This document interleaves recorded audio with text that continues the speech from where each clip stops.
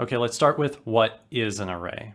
Well, an array is really just a list of items that has an order, it has a size, and each item has a number inside the list. Like, is it the third item, the fourth item? And you write them like this.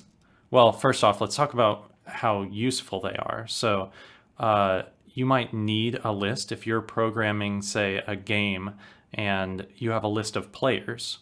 We talked about how each player might have points back in the object section. Now you need to store this list of players, and many times during your program you might need to loop through your list and look at each player and figure out which one has the most points. Are any of them disqualified?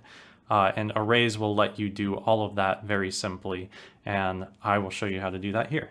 So I'm going to say let players, that's going to be this list that I'm defining, equal, and then an array is assigned with these brackets. And anything that goes inside these brackets can be separated by commas and will be stored in the array in the same order that you write it. So I'm going to actually say, well, I'm going to call this my array. I could store a list of objects, but let's make it simple and store a list of strings here. So I'm going to say 0, 1, 2, and 3. So I started with 0 for a reason that I'll show you in a minute. But when we print this list out, oh, we need to log it. When we print this list out over here, you see it says 0, comma, 1, comma, 2, comma, 3.